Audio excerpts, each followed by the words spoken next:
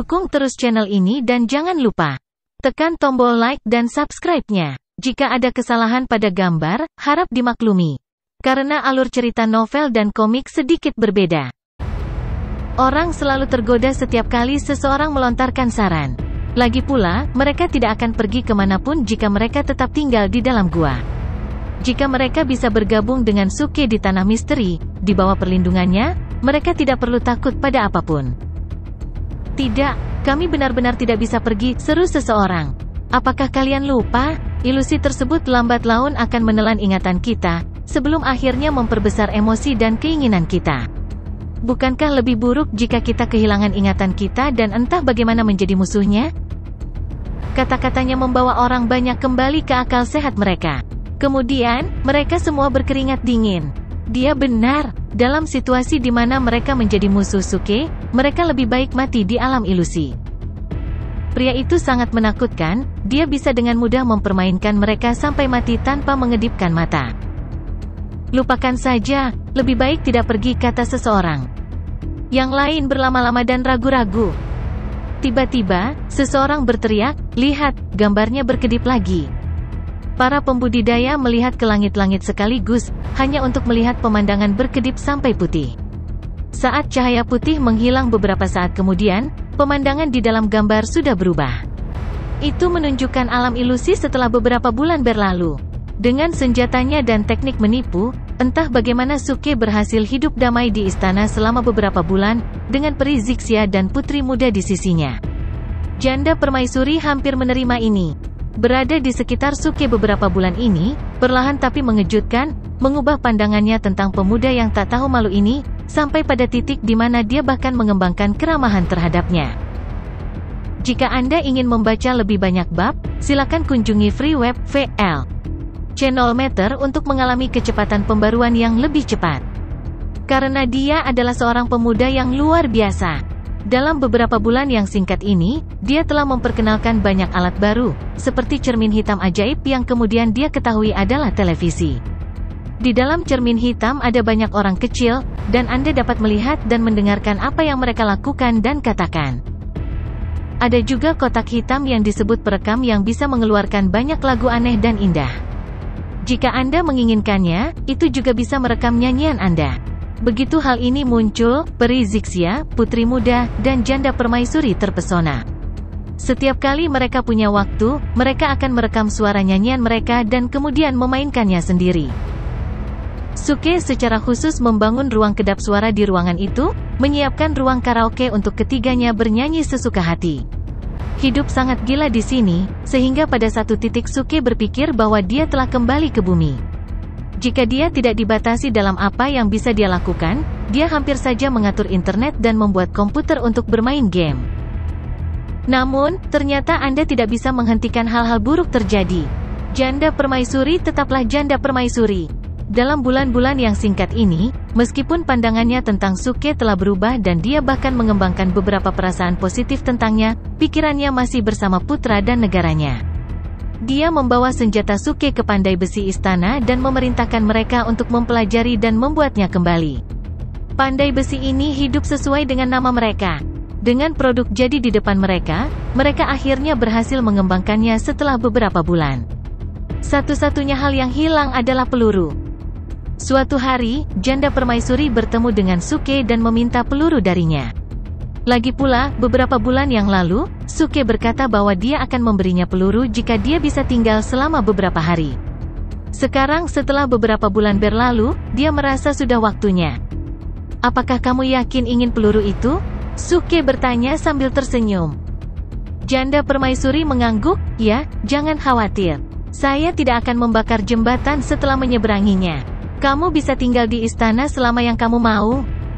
Apakah kamu tidak takut kemunculan benda ini akan menimbulkan kecurigaan dari Tuhan, dan, pada akhirnya, Kaisar? Suke bertanya. Janda permaisuri menggelengkan kepalanya dan berkata, aku akan menjamin keselamatanmu, bahkan jika rencananya terungkap. Yah, kamu mengatakannya? Suke tertawa dan melemparkan peluru itu padanya tanpa banyak ragu. Begitu dia mendapatkan pelurunya, dia segera pergi ke peleburan dan menyerahkannya ke pandai besi. Komponen utama peluru adalah bubuk mesiu. Ada kembang api di negara ini, jadi bubuk mesiu bukanlah hal baru. Pandai Besi memasuki keadaan penelitian panik setelah mereka membongkar peluru. Sementara itu, Suke terus menjalani kehidupan yang nyaman. Namun, Suke sudah mencapai batasnya. Meskipun dia tahu bahwa dekade yang dia habiskan di sini hanyalah sekejap di dunia luar, kehidupan seperti ini masih terlalu membosankan baginya. Malam tiba, dan bintang-bintang berkilauan. Suke dan Peri Zixia duduk di halaman, menghitung bintang. Nona Azi, menurutmu berapa lama lagi kita harus terus tinggal di sini? Kapan kita akhirnya bisa keluar dari mantra ini? Suke menghela nafas. Sejauh ini, dia belum menemukan kunci untuk memecahkan ilusi ini. Hah, Zixia Fairy tiba-tiba berbalik dan menatap Suke dengan bingung. Mantra? Mantra apa? Hati Suke jatuh begitu dia mendengar ini. Apa yang akan datang, akan datang. Sistem telah melindungi ingatannya, tapi hanya itu. Tidak seorang pun selain dia yang dapat menggunakan fungsi ini. Beberapa bulan kemudian, dan Peri Zixia secara bertahap kehilangan ingatannya di bawah pengaruh mantra. Dia lupa bahwa dia adalah seorang kultivator, dan semua tentang masa lalunya. Dia hanya mengenal dirinya sebagai gadis pelayan Kui Xiang dan pengalamannya dengan Suke di sini. Setelah hening sejenak, Suke menghela napas dalam-dalam dan tertawa. Tidak apa-apa. Saya hanya ingin tahu apakah Anda ingin meninggalkan istana kapan-kapan. Ayo main? Betulkah? Zixia Fairy langsung bersemangat. Nah, Anda akan bosan tinggal di satu tempat untuk waktu yang lama, selama Anda adalah manusia. Selain itu, di tempat seperti istana, betapapun menyenangkannya, itu tidak akan pernah bisa mempertahankan hati orang. Tentu saja, aku akan membawamu keluar besok. Suke berjanji. Kehilangan ingatan Peri Zixia baik dan buruk untuk Suke. Hal baiknya adalah lebih nyaman baginya untuk melakukan sesuatu, sedangkan hal buruknya adalah dia sekarang akan kesepian. Di dunia yang luas ini, dia takut dia menjadi satu-satunya yang tahu bahwa semua ini hanyalah ilusi dan semuanya palsu. Suke hanya bisa menghela nafas saat memikirkan hal itu. Betapa melankolis. Betapa membosankan. Alam ilusi ini sangat membosankan.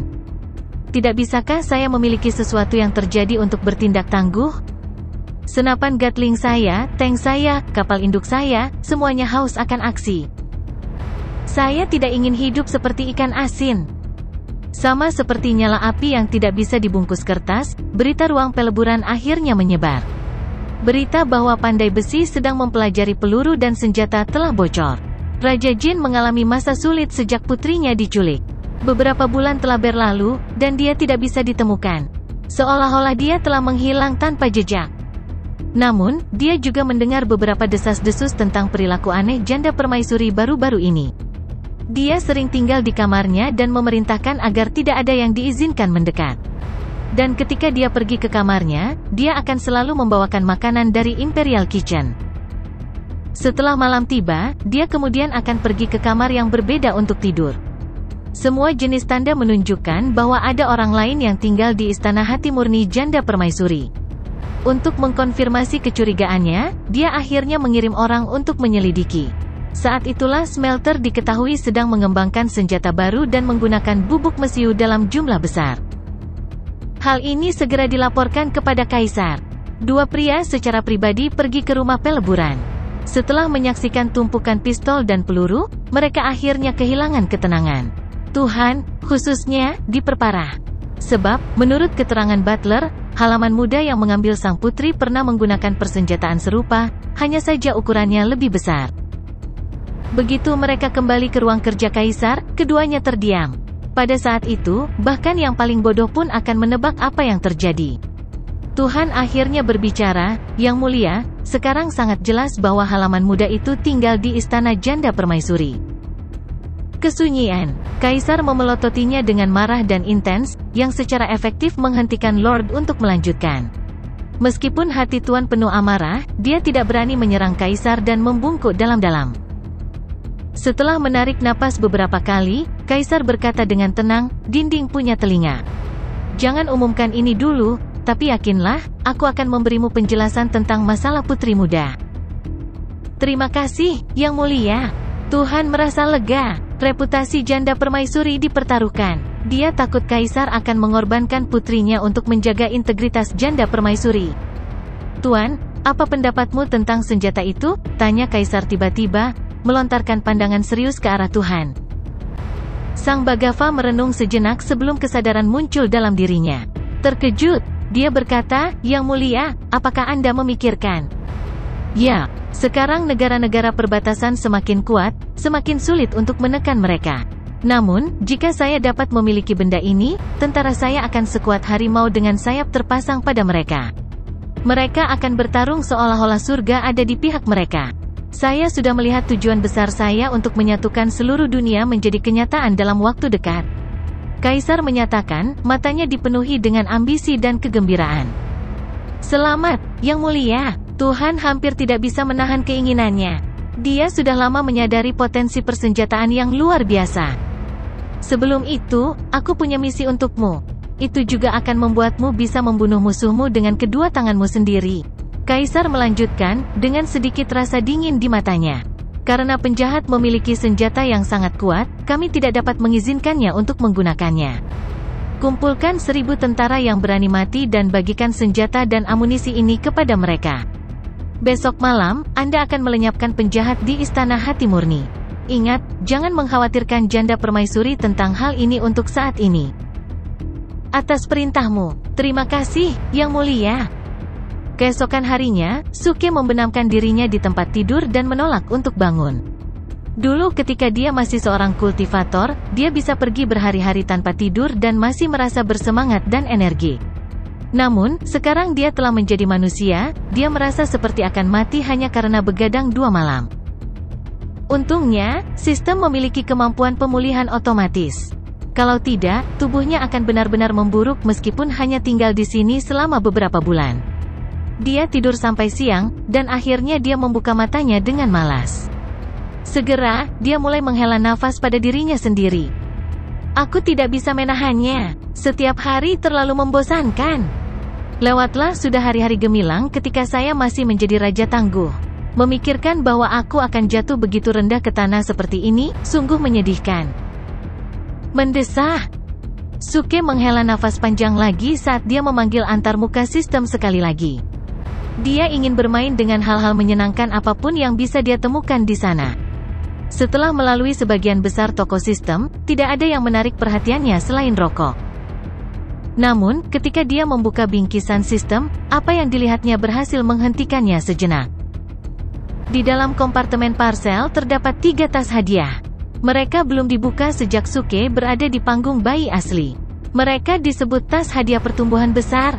Dia akan mendapatkan tas hadiah pertumbuhan besar untuk setiap sub-level kultivasi yang telah dia hancurkan. Karena selalu memberikan hal-hal yang lebih rendah dari tas misteri besar, dia tidak pernah ingin membuang waktu untuk membukanya. Namun, sekarang, kebosanan menguasai dirinya. Jika Anda ingin membaca lebih banyak bab, silakan kunjungi free web VL Channel Meter untuk mengalami kecepatan pembaruan yang lebih cepat. Mereka akan tergeletak di debu jika aku tidak membukanya. Membuka tas ini untuk bersenang-senang tidak apa-apa. Saya akan membukanya saat menggunakan Lucky Aura. Aku tidak mungkin mendapatkan item sampah dengan itu.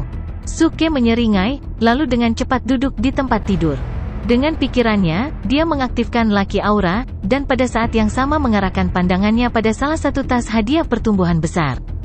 Dia diam-diam mengucapkan, buka. Swoosh. Segera, tas hadiah terbuka, dan beberapa berkas cahaya terbang ke beberapa ruang kosong paket sistem. Mantra wayang dasar, mantra favorit fraksi jahat. Aktivasi tidak memerlukan kekuatan inti sejati, teteskan darah Anda di atasnya lalu tempelkan pada seorang kultivator atau manusia. Anda kemudian dapat mengendalikan pikiran dan tindakan mereka. Catatan, mantra ini dasar dan hanya bisa mengendalikan manusia dan pembudidaya di bawah tahap pembangunan fondasi. Penguat sinyal, item ini adalah alat untuk meningkatkan pengiriman dan penerimaan sinyal. Semakin banyak penguat yang Anda miliki, semakin besar efektivitasnya. Ini sangat luar biasa. Mata Suke berbinar pada 2 benda ini. Secara objektif, barang-barang ini masih sampah. Namun, dalam situasi di mana Suke terjebak di alam ilusi ini, mantra wayang dasar adalah sesuatu yang bisa bekerja hampir seperti peralatan ilahi. Pertama, tidak perlu kekuatan inti sejati untuk mengaktifkan, yang sangat penting, karena itu akan bekerja untuk Suki Fana saat ini. Selanjutnya, mantra ini dapat mengendalikan pikiran dan tindakan orang, menjadikannya lebih kuat dari hipnosis. Ini sangat kuat? Aku akan mengendalikan janda permaisuri dan memerintahkannya untuk menikahkanku dengan bangsawan. Tidak, mohon aku untuk menikahinya.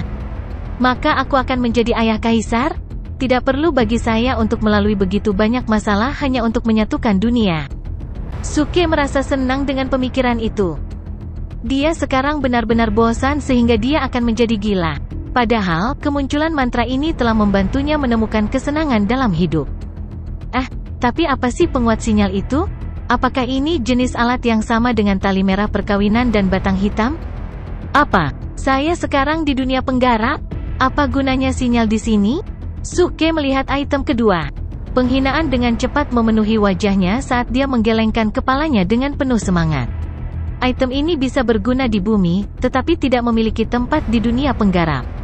Siapa yang akan membangun stasiun sinyal di sini? Seolah-olah kita bisa menelepon ke bumi dengan ini. Tunggu dulu, jangan bilang ini bisa digunakan untuk omong kosong. Sial. Suke langsung melompat saat memikirkan itu, jantungnya berdegup kencang. Jika alat ini dapat memperkuat sinyal hingga dia dapat menghubungi bumi dengannya, itu akan menjadi tak terkalahkan. Tidak mungkin, aku harus menguji ini sekarang. Tanpa ragu-ragu, Suke membuang mantra wayang dasar yang baru saja membuatnya senang dan langsung mengeluarkan penguat sinyal. Meskipun disebut penguat sinyal, itu tampak seperti antena pada umumnya. Dengan satu tangan, Suke dengan cepat meletakkan antena di dekat jendela. Dia kemudian menelepon sistem store dan menebus smartphone. Namun, masalah yang paling krusial terjadi, tidak ada kartu SIM di telepon. Suke mencari di seluruh toko sistem, tetapi dia tidak dapat menemukan kartu SIM, atau apapun yang terkait dengannya. Astaga, sistem, itu terlalu tidak profesional. Bagaimana Anda bisa menjual ponsel tetapi bukan kartu SIM mereka? Apa yang salah denganmu? Suke memarahi dengan putus asa. Sistem menjawab dengan dingin, menurut data planet tuan rumah, perusahaan yang menjual ponsel belum tentu menjual kartu SIM. Omong kosong. Suke dibuat terdiam.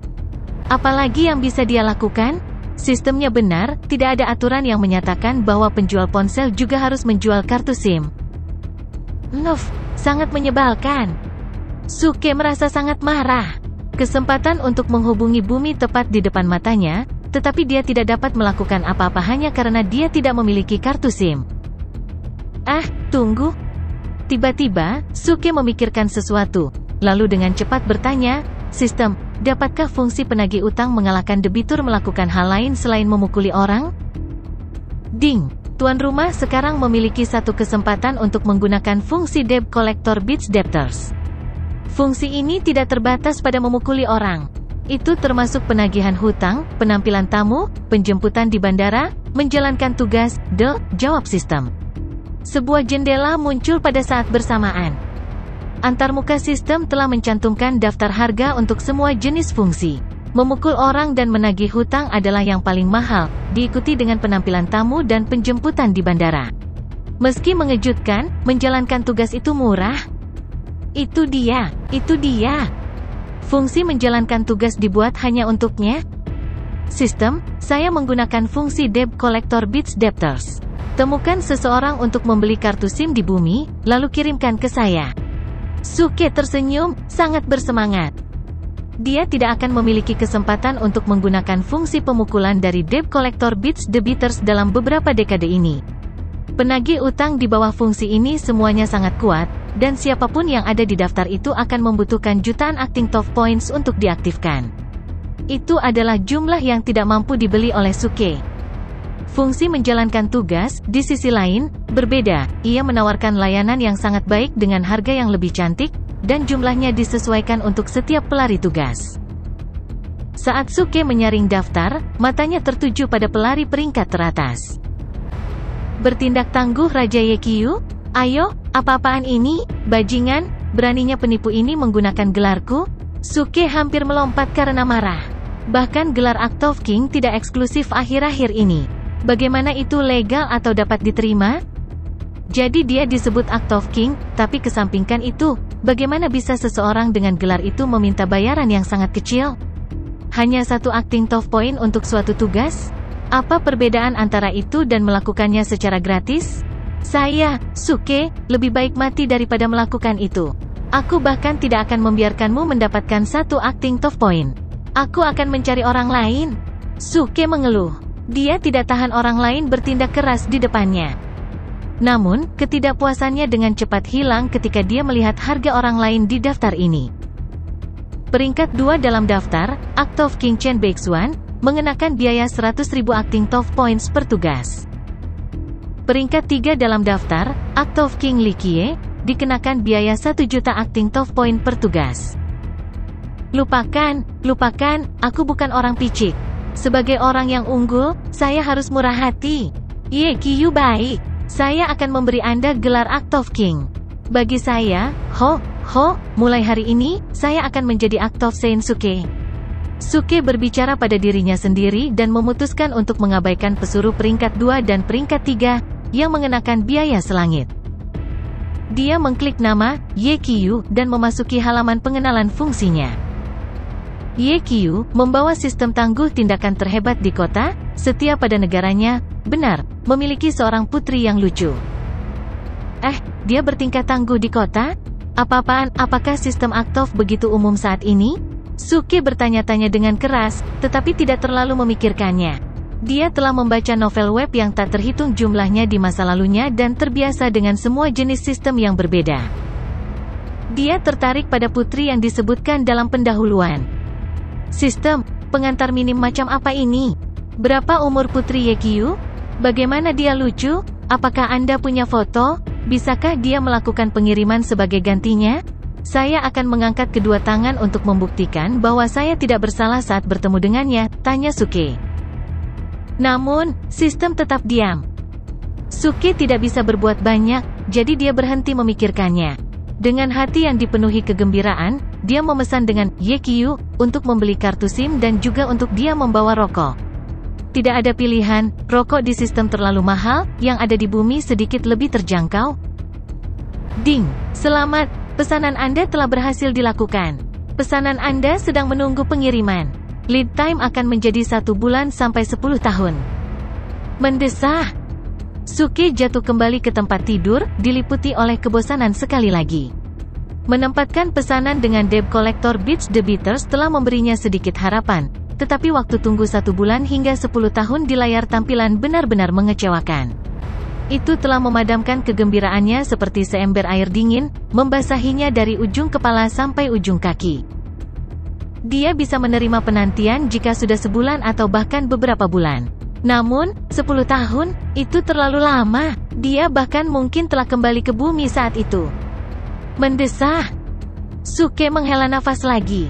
Dia hanya bisa berdoa agar Act of King Ye Qiyu akan memberikannya, dan dia akan menerima kartu SIM sebelum dia kembali ke bumi. Tanpa kartu SIM, dia bahkan tidak bisa mengecek apakah booster bisa menerima sinyal dari bumi. Betapa menyedihkan. Desahan ketiga. Detik berikutnya, pandangannya menyapu ke arah 2 tas hadiah pertumbuhan besar lainnya di antarmuka sistem. Haruskah dia mencoba lagi? Bagaimana jika kali ini dia langsung memberinya kartu SIM? Ya, bagaimana jika? Antisipasi memenuhi Suke sekali lagi, dan dia dengan cepat melompat dari tempat tidurnya. Untuk memaksimalkan peruntungannya, dia dengan hati-hati mencuci tangannya sebelum mengaktifkan Lucky Aura. Jika Anda ingin membaca lebih banyak bab, silakan kunjungi free web VL Channel Meter untuk mengalami kecepatan pembaruan yang lebih cepat. Dia kemudian membuka tas hadiah pertumbuhan besar kedua. Swoosh! Seperti percobaan sebelumnya, beberapa berkas cahaya terbang langsung ke ruang kosong di bungkusannya. Mantra boneka dasar, penguat sinyal. Apa-apaan ini? Apa yang terjadi? Di mana SIM saya? Suke membenamkan kepalanya di tangannya, tampaknya putus asa. Satu-satunya perbedaan adalah tas kedua hanya memiliki 1 mantra wayang dasar ekstra. Ini tidak mungkin. Saya akan mencoba yang terakhir. Dia menggigit bagian dalam pipinya dan mengaktifkan Lucky Aura lagi. Mantra wayang kelas tinggi, penguat sinyal, kartu bebas sewa. Kamu pasti bercanda. Suke menjerit kesakitan. Masih tidak ada kartu SIM? Dia tidak memiliki satu-satunya kartu yang penting, kartu SIM, dan malah mendapatkan kartu bebas sewa. Bebas sewa pantatmu, saya tidak membutuhkan kartu bebas sewa yang jelek. Tas hadiah ketiga ini hanyalah kekecewaan besar bagi Suke. Itu hanya memberinya penguat sinyal tambahan, kartu bebas sewa, dan mantra wayang yang ditingkatkan. Fungsinya persis seperti yang sebelumnya, hanya saja mantra tingkat tinggi dapat digunakan pada pembudidaya yang berada di tahap kendaraan hebat. Bagi Suke, itu adalah sesuatu yang berlebihan, meskipun bagus untuk dimiliki. Namun, dia terjebak di alam ilusi ini. Lupakan pembudidaya di tahap kendaraan hebat, dia bahkan tidak bisa menemukan seorang pembudidaya di tahap pemurnian Ki. Sedangkan untuk kartu bebas sewa, semua yang dilakukannya adalah melepaskan uang sewa untuk apapun yang dapat disewa di toko selama sehari dan akan kedaluarsa setelah 3 kali penggunaan. Lupakan saja, aku seharusnya senang dengan mantra boneka. Dengan kartu bebas sewa ini, saatnya untuk mengamuk, tidak, saatnya untuk bertindak keras. Suke mengumpulkan dirinya sendiri, dan, dengan penuh semangat, memulihkan dirinya sebagai raja yang bertindak tangguh. Dia berjalan keluar dari ruangan dengan kedua tangan di belakang punggungnya, dan menatap pemandangan dengan serius. Sesaat kemudian, dia telah mengenakan seragam pengawal kerajaan yang rapi dan berjalan ke kamar berikutnya. Dia melangkah terus, mengetahui rute istana seperti punggung tangannya. Siapa sangka dia tidak lebih dari orang luar yang baru saja memasuki istana? Lagi pula, dia telah menghabiskan beberapa bulan terakhir mengamati para pelayan istana dan permaisuri di mana mereka tidur, makan, atau mandi, semua dengan dronenya saat dia berbaring dengan nyaman di tempat tidur tanpa melakukan apapun yang lebih baik. Dia menganggap ini hanya catatan pengamatan tentang bagaimana orang dahulu hidup, lebih dikenal secara ilmiah sebagai karya arkeologi. Karya arkeologinya telah membiasakannya dengan struktur seluruh istana. Dia menuju ke kamar Kaisar, Flying Frost Palace. Dengan bantuan drone, dia dengan mudah menghindari pandangan para penjaga patroli kekaisaran. Dia dengan cepat menggunakan mantra wayang dasar dan menyelinap masuk. Setelah beberapa saat, dia menyelinap keluar lagi dan kembali ke istana hati murni janda permaisuri. Dia dengan cepat memanggil sistem store. Dengan kartu bebas sewa, dia mulai memesan semua jenis senjata mutakhir. Tank. Saya akan mengambil 5 skuadron dari itu. Kendaraan amfibi serbu, 5 skuadron juga.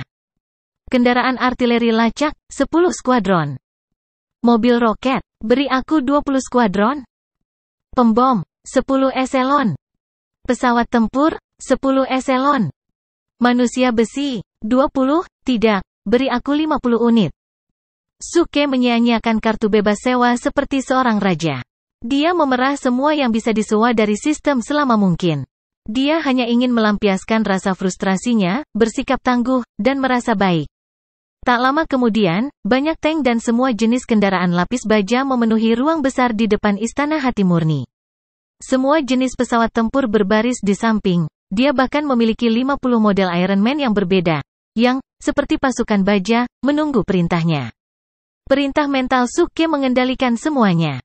Dia berdiri di luar istana hati murni, dan, pada barisan penuh yang ditata di hadapannya, suasana hatinya akhirnya berubah menjadi lebih baik. Nona Azi, putri muda, berhenti bernyanyi karaoke dan lihat aku bertindak tangguh. Suke berteriak ke arah istana hati murni. Dia melompat ke sebuah tank. Hanya berdiri di atasnya mengangkat hatinya ke semangat yang tinggi. Dengan daya tembak yang begitu besar, Suke merasakan kebutuhan mendesak untuk melakukan parade militer yang berbaris dari dalam istana keluar gerbang kastil, mengelilingi kota kekaisaran sebelum kembali ke kastil.